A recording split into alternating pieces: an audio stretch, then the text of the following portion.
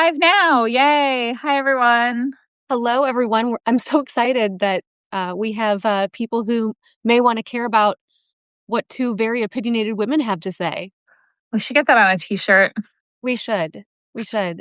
So when you and I were chatting about hopping on, we were talking about, you know, what is going on today in the world and like the topics that we're caring about. And already today, I'm like, ah, Yeah, right? it is a nonstop. Our nervous systems truly weren't meant for this.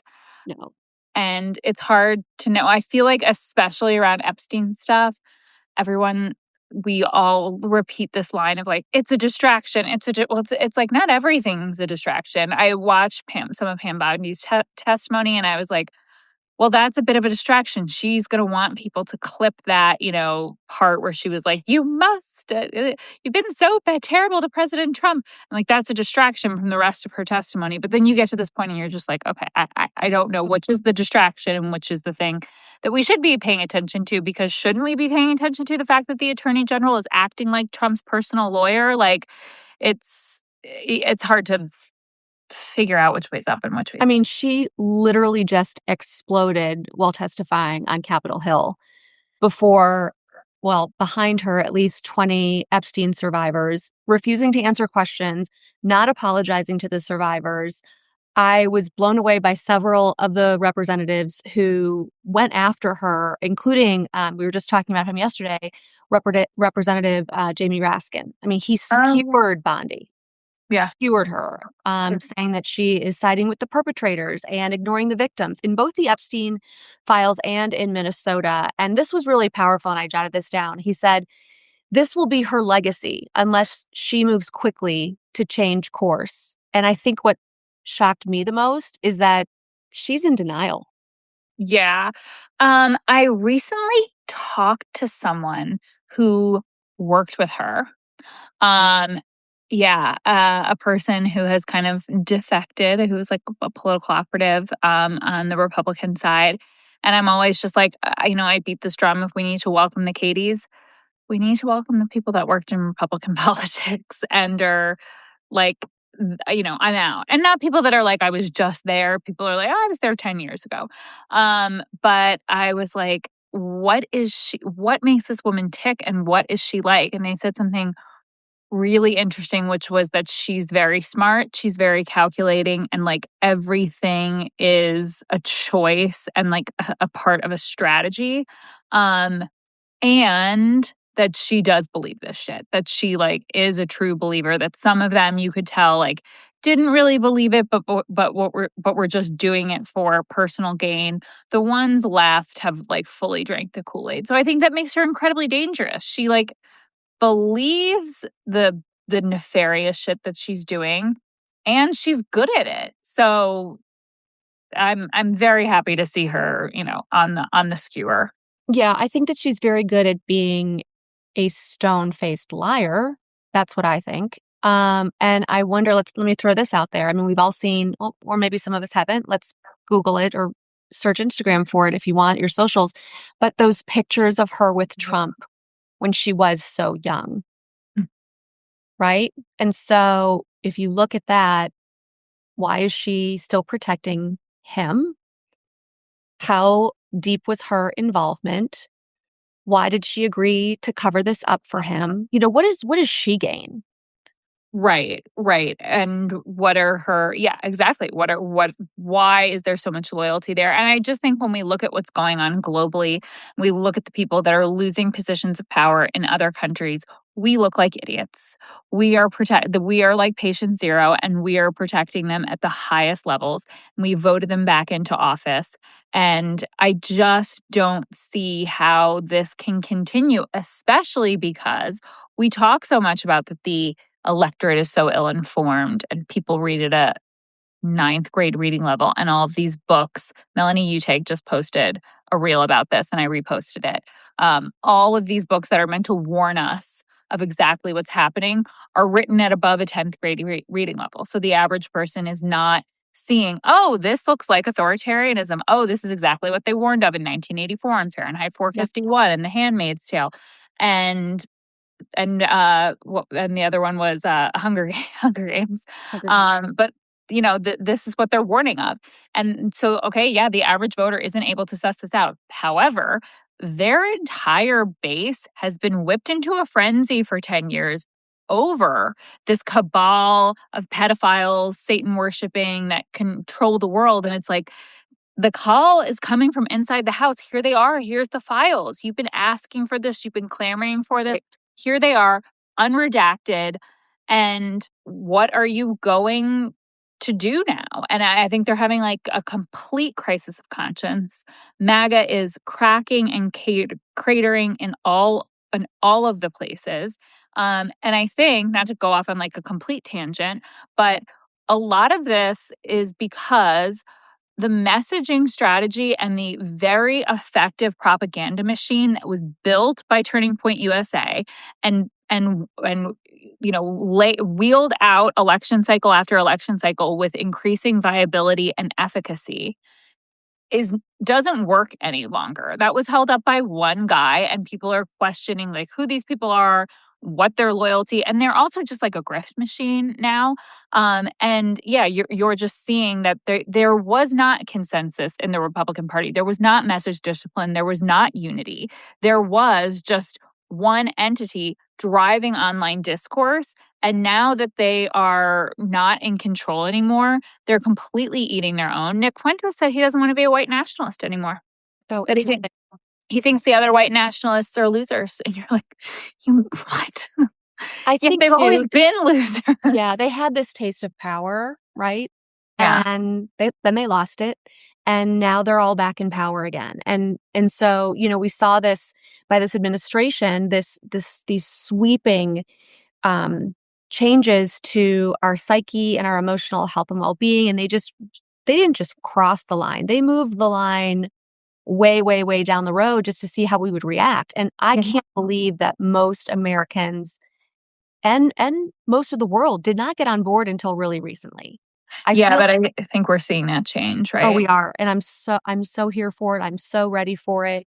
And maybe that's where, Pam Bondi and Kash Patel and the rest of them are just like, I as long as we're here and some people believe us and nobody has shown us the door, we're gonna, fight tooth and nail to hang on to every ounce of power that we have.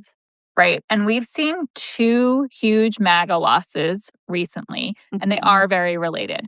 The first is MAGA's their kind of goal was like keep going, make our racist ideas and the things that this faction of the party is founded upon, make it mainstream so that we can amass more power and that our wins won't be uh so brittle and flip flop back and forth, or maybe we won't have to cheat to win, or however you feel that they have gotten into power this time. The way to stay there is to build more power. And the way you do that is through consensus and through making your ideas more mainstream and being able to kind of control and feed information and expect feedback from your audience in like a very in a very controlled environment. And so first we saw them blatantly lie to the American people and think that Right. they could get away with it, say that an armed person approached federal agents brandishing a weapon and he was a domestic terrorist. They really thought that they could say anything to the people who voted for them and that all those people would say, okay, great. And they miscalculated that. And then, because they know so deeply that politics is downstream from culture, they are trying so hard to manufacture cultural dominance. And they thought they could spin up a controversy over like an objectively popular artist and spin this whole narrative, this incredibly racist narrative that he's not popular, he's not American, nobody wants this. And that didn't work either. People All were the like, backlash. "No, we like Bad Bunny. We're not that offended by it. Like, we don't really care. Gas and eggs are still expensive. Why do you care so much?" It was two huge swings and two huge misses. Do you remember the scene from Bridesmaids where Kristen Wiig, gets up and she's, speaking Spanish and taking the microphone. I saw the funniest Instagram reel today, and it was like me after the Bad Bunny halftime show. And it's like it was inspiring and it was unifying. And you commented on something earlier, so let's switch gears for just a second. But Jill Zarin. Jill Jill Zarin. Zarin. Yeah. Bobby. Oh my God. I Yeah. mean, I'm so glad you brought this up. There is nothing that makes me happier. I feel like I was like literally yesterday as I was messaging back and forth and commenting back and forth with a lot of there's a lot of us that do like the I call it Bravo ticks, the Bravo and politics crossover because there's a lot there watching reality TV is an exercise in sociology and cultural anthropology, and I will stand 10 toes down on that. And I'm falling here. My extremely well educated, multiple secondary degree family sometimes disagrees with me, and I don't care. I love it, and I think you learn a lot from watching it. Jill flew too close to the sun. I mean, I also think there's a phrase that my parents taught us at a very young age, which is when people show you who they are, believe them.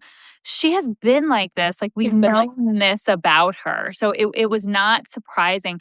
But I do think I have like a lot of really like deep dives that I've got into, and for anybody that doesn't know, former Real Housewife of New York City, Jill Zarin, who was fired, I believe, in 2011 from the show and has spent every minute since then trying to get herself back on reality TV to the point where she basically like created a new show of the Golden all Hour. of yes, all of the other has-been housewives who have now moved to South Florida.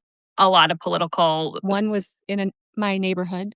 Oh, really? Yeah, down the street, really. But I mean, just it's I could it was Jill, we could actually. also. Oh, was it? Yeah.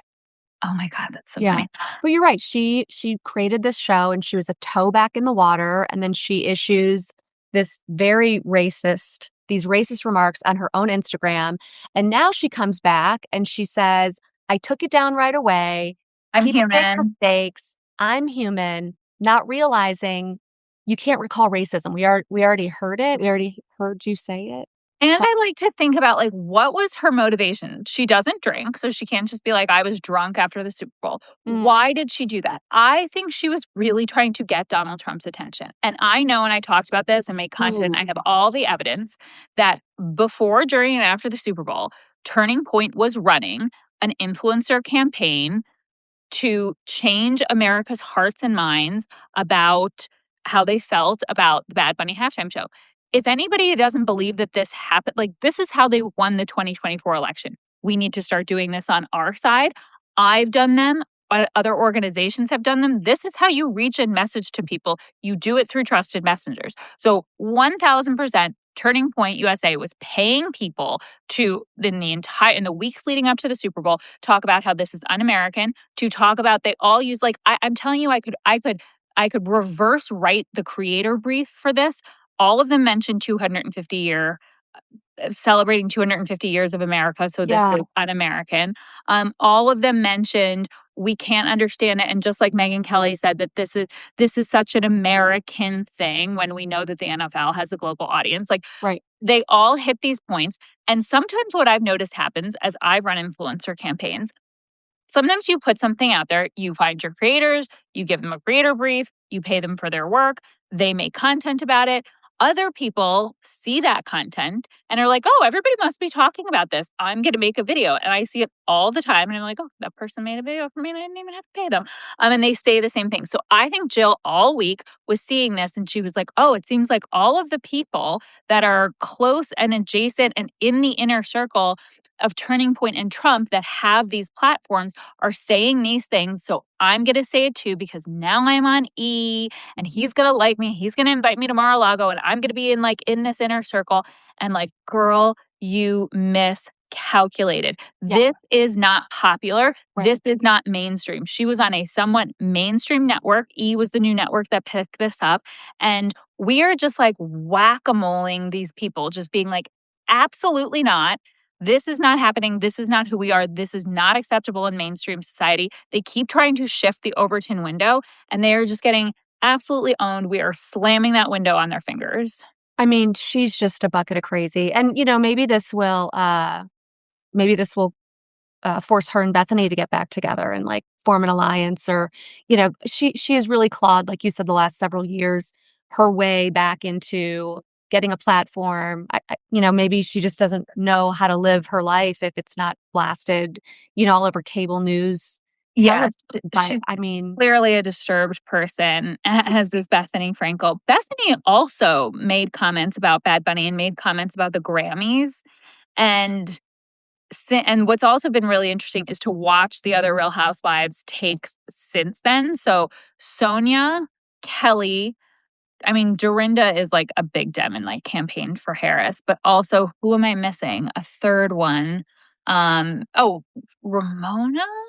is it Ramona? I will say I was Oh obsessed. no, Luann. Luann. Oh, Luann. Yeah. I Yeah. used to be obsessed with them. And then I just can't stand I them. mean, early Roni, like I'm Early. talking 2008 Roni, before like before politics felt like just an indictment on someone's character.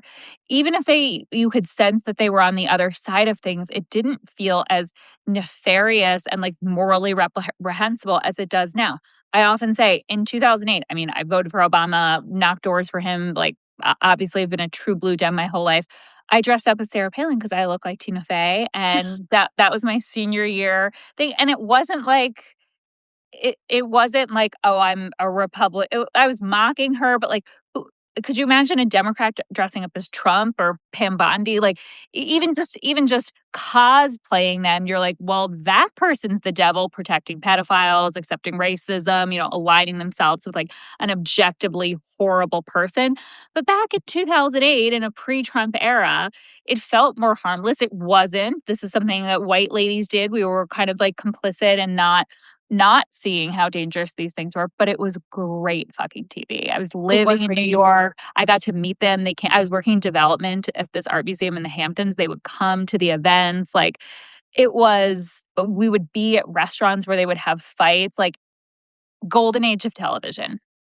And now it has just devolved into exactly what happens when someone has too much attention and too much access to money and fame and not enough moral compass. Like, Well, that's this is it. what We happened. all rooted for Bethany in the beginning, right? Like, she was one of us. Like, she was a little bit salty, she was a little bit out there, but she was, like, super real. I mean, jacking up her wedding dress while she's pregnant, peeing in a bucket, she, like, had us, right? And we were all there for the Skinny Margarita launch and, which, by the way, I think I should have just done that. I Yeah. I was pregnant, watching with my husband. I mean, even he was into it. Yeah. And actually, Bethany's daughter was at my daughter's preschool, and we lived in New York City. No way. Oh, that's so funny. So that I forget that we overlapped in that We period overlooked of time, yeah. and it felt and looked like you would see them out. It felt like you were watching your own life on a screen, and thus you formed parasocial relationships with them. Yes. Because it's very similar to kind of like what is going on here in the internet is like you watch a lot of content from this person, you feel like you know them. There are elements of their life that look like your own. And it's interesting. They're objectively interesting to watch. They're good at getting attention. But But it's now been, yeah, it's got, now, like, much like our administration, it feels sad. It just feels yeah, sad. Their time it's, is up. Move their on. time is up. Over it. I think the show is toast because so that was the thing. So Luann, Sonia, and Kelly all came out with these posts with Bad Bunny music overlaid. And it was literally, and now I'm trying to be like welcoming of anybody that wants to be on our side. So Yes. okay. But it 100%. was it was literally them with pictures of just like random Latino people. And they were all like, I love Latinos. And you're like, okay. Do you? Okay, okay. Like if that it felt like cringe and on the nose and like um it really feels like you're using a picture of you and a Latino person to make sure that your show doesn't get canceled, but also welcome to the resistance. Yeah. We're happy to have you here. We're happy to have you. Yeah. I wanna switch gears to another story, and I don't know, I'm just rattling off the top of my head, but I know that you and I are probably so aligned with, like, the news of the day. Yeah. Much like the rest of the world, I'm obsessed with Nancy Guthrie's disappearance. My And it God. just gets stranger and stranger by the minute. It is one of those things that, like, when I, like, digging into the Epstein files that, like, makes me feel physically sick as I'm, reading, watching. What are some of the theories? I have heard, like, related to the Epstein files because Savannah Guthrie broke a story Right? way Correct. back when. That she was one of the first journalists to interview some of the survivors. Um, I mean, at first I thought, could it just be well, and here's the really weird thing, right? We know that Trump is not kind to female reporters. We know this. We've seen it over and over and over again. Caitlin Collins was one of his latest attacks, and I thought she handled herself beautifully, Mhm, mhm. beautifully. But I thought it was so odd when Trump came out and said, I like Savannah. She's a good reporter. We have a good relationship, something along those lines. I'm paraphrasing. But I was like, I'm sorry. Did Mhm. you wake up on the right side of the bed this morning? What's going Yeah. on with you? So I thought that was weird. Um, I don't know. My husband had asked me like why they didn't send in the FBI sooner. And I thought, well, Mhm. that can be a little bit of a power play, right? Like local police, they know the family, they want to do right by the family, which is also a reason they should have brought in another entity. And Yeah. everybody kind of like in those like law enforcement roles, they really like to maintain the integrity of the investigation. They like to, Mhm. hoping for a great outcome. They want credit for it. I hate to say that, but Yeah. I've seen this police chief, the sheriff's um, officer, I mean, break down and cry. It's so incredibly sad. Oh. So I don't know. I mean, but hello, can you say that the search of Annie and her husband's home, the septic tanks, the brush, now they're saying she may, well, one person who I saw this morning, and I can't remember, I just started following her, so I apologize, but she was saying, maybe that she was never even brought home after that dinner. Oh, wow. I thought was wild, and that the blood was planted, the guy in the camera had Yeah. his backpack. Right? So did he go in and plant evidence, make it look like it was a kidnapping? Right, Well, right. she never really went home, planted blood? I don't know. What do you make of them searching the The family it's home? the family's home. I mean, obviously, I feel like you have a lot more experience in, like, these types of stories and situations, and I feel like my level of expertise is that I've, like, watched Gone Girl a lot, but the the investigation often starts with the people closest, and, like, Yeah, Schrodinger's cat that, like, the simplest explanation is often the correct one. It was, I think, like, the same thing with John Benet Ramsey, and it just, like, I'm not saying that's what's happened here, but that just is often how these things go, and I think looking at those people maybe doesn't necessarily imply that there is, like, a smoking gun, but that's often that is just, like, who they look at first. I think that is, like, the way investigations go down is, like, the last people yeah, who have seen or heard from her, and ensuring that their story, uh, holds water. correct. Now I'm curious to find out where the brother lives because Yeah, they didn't look at his home. Does he live in Tucson? I still have reporter friends in that area, not in Tucson, but in Phoenix. And it's just this is just all consuming, and I yeah, feel like with Trump and Kash Patel involved in this, like that's just not normal. I mean, maybe it mhm, is because it's a high profile case, but it yeah, with, a very well known news anchor, but I just think the whole thing is incredibly bizarre. And what yeah, I do know from and we all watch Dateline, right? So it's not I'm right, not saying anything that's like shocking to everybody, but if somebody is disappeared in the first 24 hours and you don't find them, are they alive? She's a woman who needed her medication. Now it's been 11 days.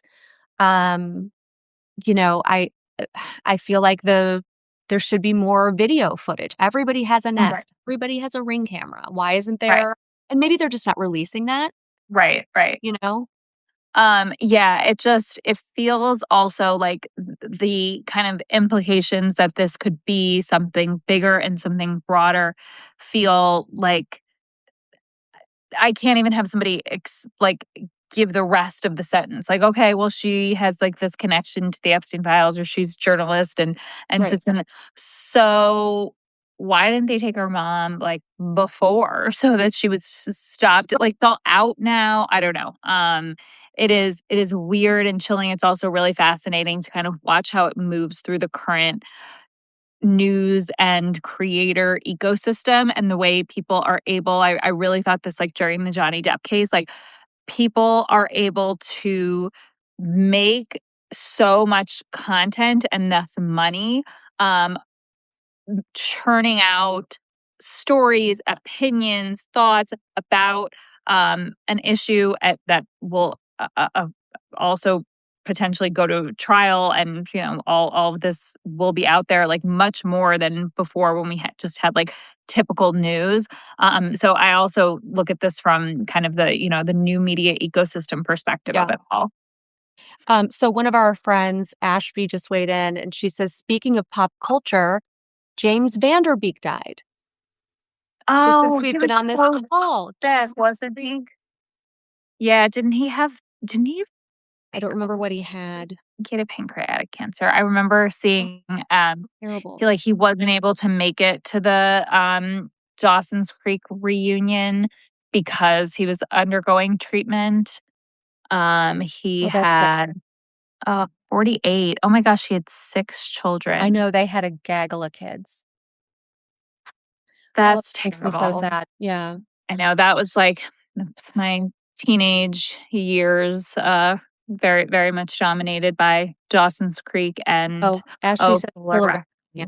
Yeah. Oh, makes me All right. So I brought up, my three topics, like what's blowing your mind. I don't even have to say these days. It could just be today.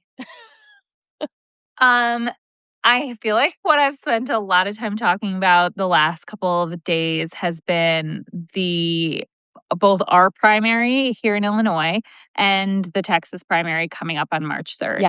It's Correct. really interesting to, borrow a through line from our last topic. Again, interesting to watch in this new age of people, the democratization of being able to create and produce information. Obviously I think we both have like a knack and a passion for communicating, but we also now have tools that make it really easy. Well, we had a little trouble signing on to Substack, but I'm a technologically an idiot. I right. just will go out and say that. But for the most part, it's an app we can click, people can Yeah. follow, and it really democratizes people's an individual's ability to spread information and for folks to kind of thus have conversations with a broader swath of people. Like we really used to have the way that we used to do politics and discuss ideas was in a town square. And so the only people that you were your audience or your orators or people that lived near you. And then, so maybe somebody would come The town crier. speak, right? Right. Exactly. Now social media is the town square, and everybody has the ability to make their voice heard. And if you are compelling and interesting and consistent and talented enough, people will watch and listen. And I think that's fascinating. And I think it's a really good thing, like at its core. Yeah. I think there are going to be like growing pains and things to work out. But the old way that political communication, information, campaigns would happen and work was very much like a small group of men in a smoke filled room would make decisions that affected everybody, and they would be able to control campaigns. I mean, the Chicago political machine is very much a real thing, mostly of yesteryear.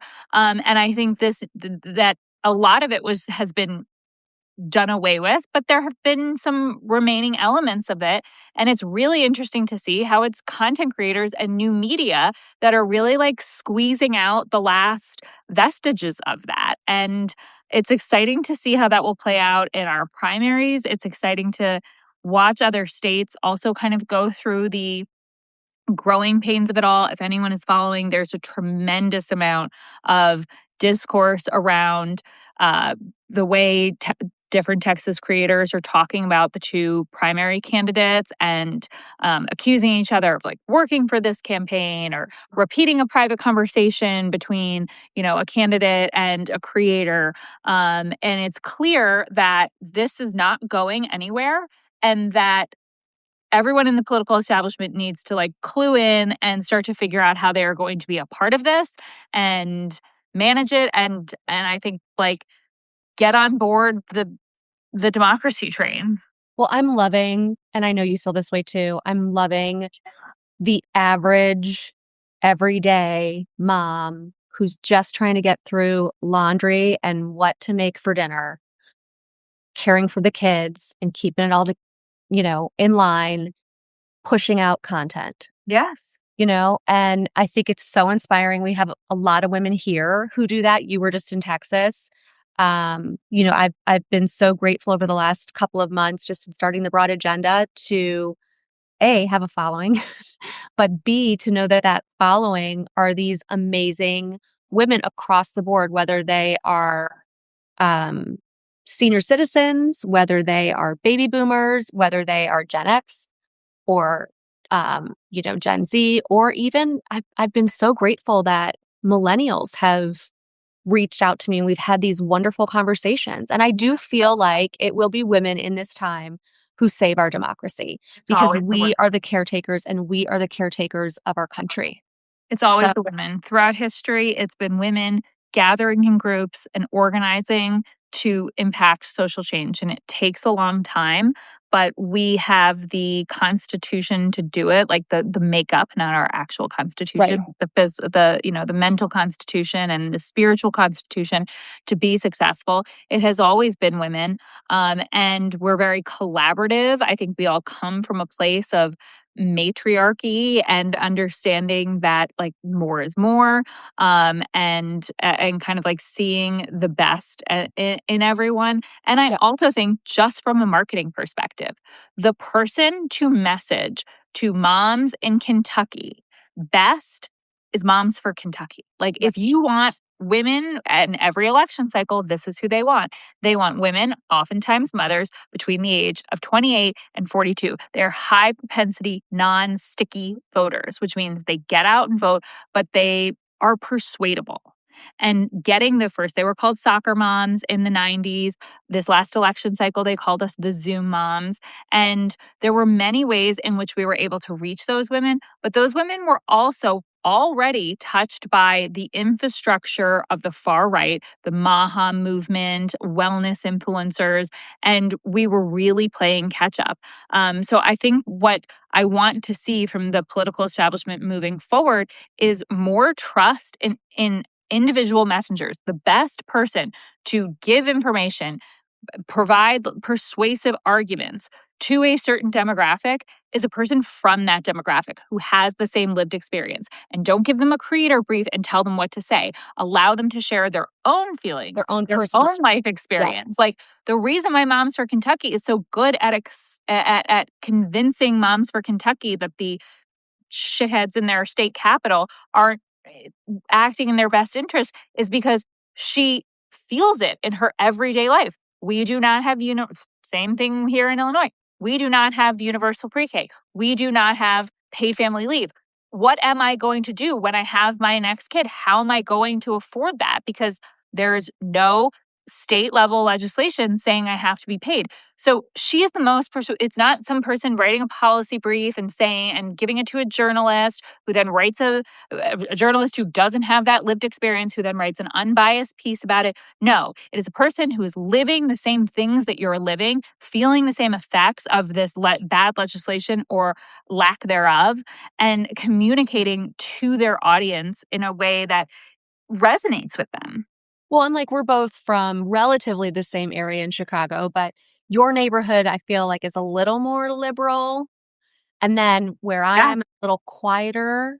Yeah. Uh, Although I'm very optimistic recently that There are more Dems up here, and I'm Yeah. trying to suss them out, trying to figure out. We've talked about this too when I kind of like go down the North Shore of like we have Cary and Lake Forest, me and Wilmette, and if anybody follows like Emily Thinks Aloud and Evanston.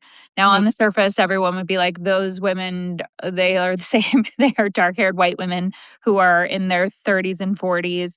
They talk about democratic politics and they live on the North Shore. Those things are all true. We have very different audiences, very We different do, audiences. and what's great about that is I love seeing that, right? Yeah. I love No love one would know that. No DC consultant would know that. No the person coming here and being like, "Well, how do I get how do I get moms on the North Shore to vote for this candidate?" Well, in very different ways. There are different things that motivate us, different things we care about, different ways we receive our information, different people that we trust and then resonate with us. Like right, this blanket approach. So I think that the lesson, and especially from Texas, is we need to start putting trust in on the ground organizers, on the ground communicators. We need to let them set the strategy. We need to let them tell the candidates, campaigns, political establishment what they're learning. I see this all the time in campaigns when they don't listen to the field organizers, right? They're like, oh, go out and knock these doors at this time. Hey, I'm and say from this. this Yeah, neighborhood. Like, I know that people aren't home at this time. I think I should go. They never listen to the field organizers. I was in Michigan with my friend Tiffany, who is a Black woman, and they were like, okay, here's all the turf. You're going here, you're going here. And she looked at it and she's like, this is 8 Mile. I go on this side of 8 Mile. Bad idea for me. yeah, Liz goes on this side of 8 Mile. Bad idea I for her. yeah, Switch the freaking packets. Like, yeah, and unless you are an on the ground like field organizer or a person who's lived in Michigan, you don't know that. And like, not only is it ineffective in that case, potentially dangerous. And it's just like, I just want people who've worked in politics for 20 years and continuously lose to stop acting like they know everything. You don't. You have to listen to the people on the ground in the places.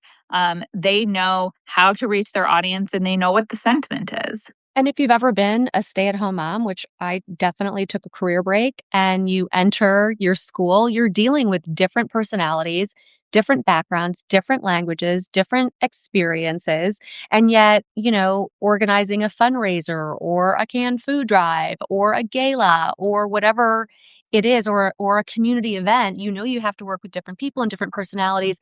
And I will say this too, I think this is a good example because you just mentioned when you have your third child, how are you going to afford daycare? Where are they going? It's all the things.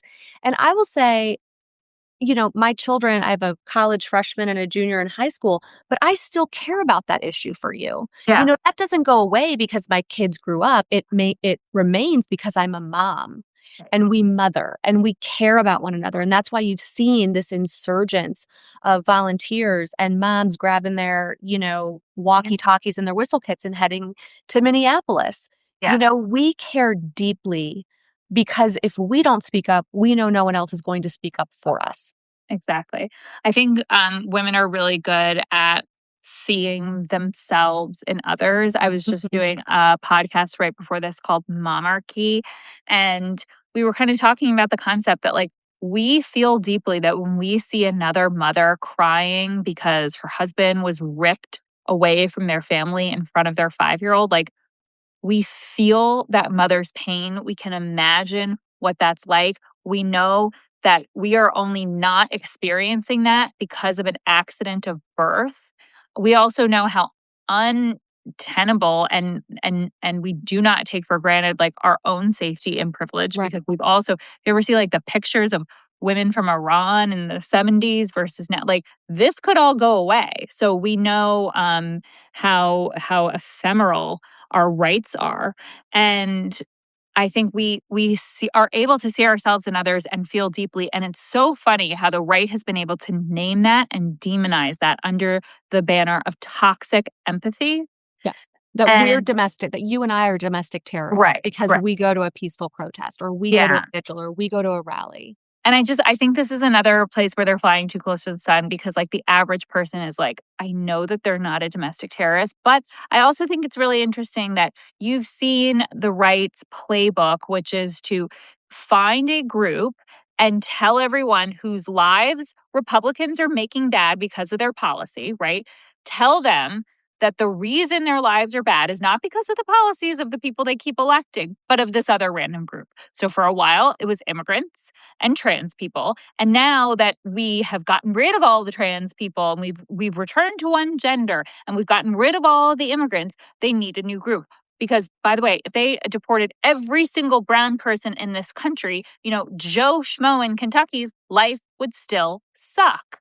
And they're going to need to give him a new explanation. And the new explanation, we can already see the tea leaves, is your life is bad because of awful women, affluent, white, urban, female, liberal. And I get comments hundreds a day. I actually recently there was this video that a woman took in Wilmette of ICE agents stopping an Amazon delivery guy on Halloween.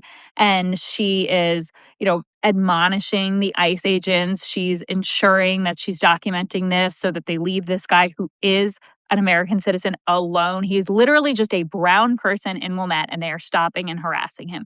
And MAGA is in the comments defending it. And I think a lot of people assume that it's like my video and me talking. But then I was getting hundreds of comments and DMs a day. I finally turned the comments off on it because I always like to let the discourse happen and show, Right. but it was just Right. starting to effing annoy me. And they're all that liberal women will be the downfall of this country. Why don't you go back to the kitchen? Why are you doing this? Bored housewife, and this didn't just come from, they're saying the same 5 words. Okay. So this is something that is being fed to them. This is a narrative that is being pushed that these are the newest people to blame. And they'll blame anyone except billionaires. And here's a message to white men. They're going to blame you next. They've blamed everyone else. They've blamed brown people. They've blamed trans people. Now they'll blame white women.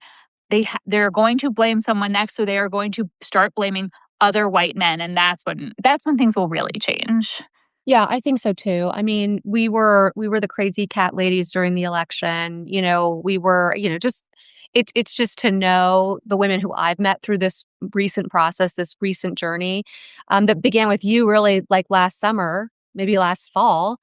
Um, it's like they're just barking up the wrong tree. And we're not going to stand down. What it's doing is making more of us stand up and stand out and be more vocal.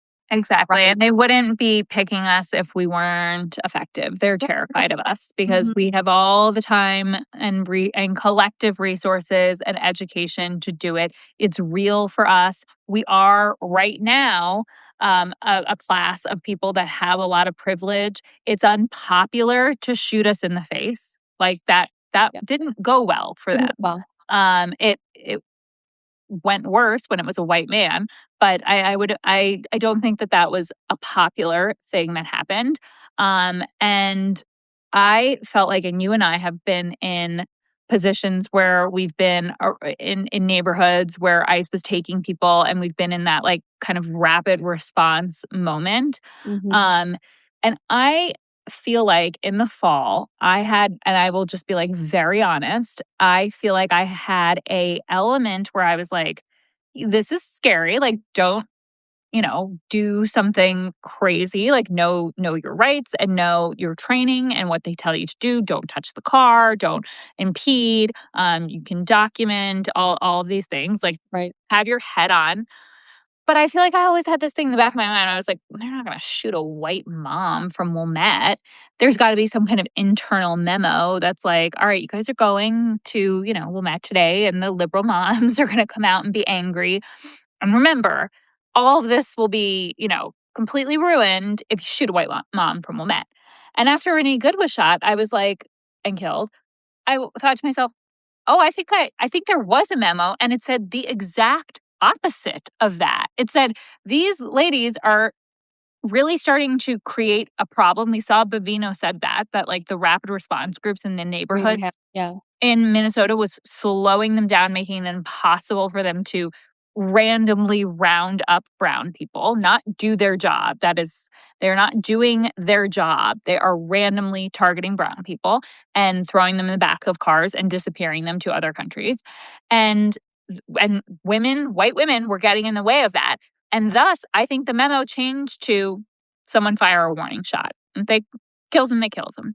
And it was a real wake-up call, and also made me think like, wow, I really, yeah, I was, putting myself on the line, and I think we put ourselves on the line even doing this. I think we did. I'm Yep, sure we're on a list, yep. for just talking about what we talk about on the internet and showing up to those places. Um, but that it was a real false sense of security, and that false sense of security is gone, but it won't change my behavior. Like, if they come back and ship in to Chicago in the spring, Which we there's will well, yeah. continue to organize by neighborhood. We don't need people driving all over the Chicagoland area, inserting themselves into situations, but we do need to follow the playbook of Minnesota, which they are incredibly civically minded community. They already really know their neighbors. So if you are thinking about if you are in the Chicagoland area or anywhere where you're concerned about ICE being in your community and you're like, well, what do we do when they come back? What resolutions should my city council pass? That's not it. You need to know your neighbors. You need to be on a group chat. You need to be aligned with, it doesn't necessarily have to be who you vote for, but you need to be aligned with your morality. A friend of mine who lives in Rogers Park, she and her wife have two children and have been lived there and been married for the better part of 3 decades. And Mhm. they have a neighbor who often says things to them like, I'm praying for your family, and is obviously not okay with the fact that they are a gay couple. However, when ICE was there a couple months ago, guess who was out on the street with her whistle? Was evangelical neighbor who's praying for their, soulless gay family. And I found that really interesting. This can and should cross political beliefs, religious beliefs. This is not American. This is not moral. This is not It's not human. who we are. No, it's not who we are, and it's not where most of us wanna be, and when I say most of us, I do mean the majority. Right. I mean the majority. So, well, Liz, I'm so glad that we connected. Yes. We, like always, we could probably ramble on for another 45 We minutes, could. But but I'm so excited to see that the people who've joined, and I hope, folks who wanna see, us again, maybe DM us, shoot us a yeah, note, let us know what topics are top of mind for you. Let us know even some feedback on what we talked about today. If you have a theory, I wanna know it. yes. About Nancy Guthrie, about Pam Bondi, That's about Bill Zarin. Jill Zarin. Yeah. I can't help it. I just do my little Put your guesses in the comments. Do you think the show will be canceled altogether? or who will they get to replace her? Yeah. What if they got Bethany? That would be the irony of all irony. Ooh, you're good. I didn't think Yeah. about that. I Yeah. didn't think about that. All right, we should do this again. Yes, absolutely. Okay. See you soon. Love spending my afternoon with you. Okay, take care. Bye. Bye.